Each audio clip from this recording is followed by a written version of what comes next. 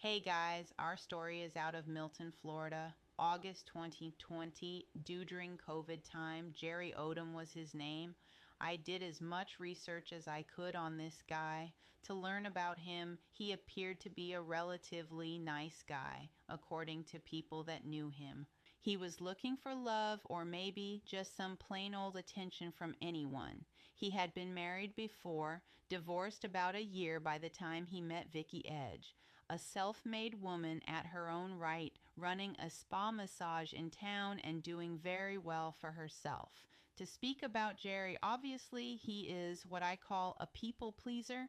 I mean, when I heard about this guy, I couldn't believe that this guy would look for a relationship on a Facebook dating site. Vicky was pretty excited to not only meet someone, but to get along with this guy and to have things in common. Well, this love affair was very short, 3 months to be exact. Vicky wanted to get married, and Jerry was giving her some sort of impression that he had money coming out of his ears. He says at one point during his first marriage, he had money before his first divorce. And after meeting Vicky and the two of them getting along, well, she probably thought like, "Hey, I'm 59 years old and you, Jerry, are 61 years old. So at some point at our age, marriage probably would come up." A woman whom had not had a marriage opportunity usually would be excited about getting married and having a nice wedding. Plus, he tells the detectives she also wanted them to move into a big house on the lake, roughly about $265,000 perhaps, to fix up. Vicky's brother, Derek, told her during the beginning of their courtship that they should take it slow because they had just met. He said, "Get to know him first." I agree. When I did the research on him, I found out that as much as he talked about once being a millionaire, he admitted to having as much as $50,000 in his bank account at best. Jerry had a decent looking house and a car. They spent every moment together as they could together. They somehow started talking about marriage inside of 3 months' time of them dating. He took her out to dinner several times. She shared with him that she was an owner of a spa massage salon. So we are talking about a woman who was self sufficient. She may have wanted to get married and wanted to share her life with someone, but the difference is that she did not need him financially. For some reason, he didn't feel that he could tell her that he was broke. He had owed back taxes to the IRS, which he hadn't paid any of that back. One, the day of this incident, August 2020, the year of COVID, 2 months before they were to wed, he told the detectives that he had only about $2,000 in the bank.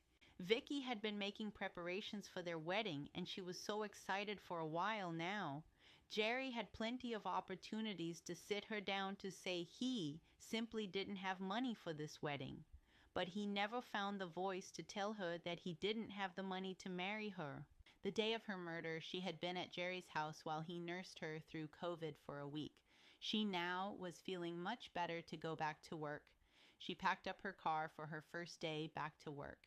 According to Jerry, he said the morning before she left for work, she told him about more of the wedding plans, like the venue where their wedding would take place. She told him that each plate for the reception would cost about $50 a plate, so it would cost them about a total of $15,000.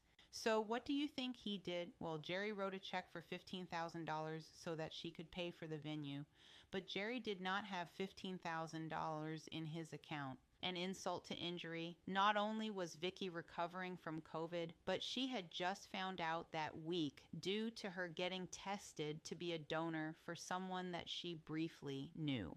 While being tested, her labs came back that she had colon cancer. But having a positive attitude, she got up for her first day back to work.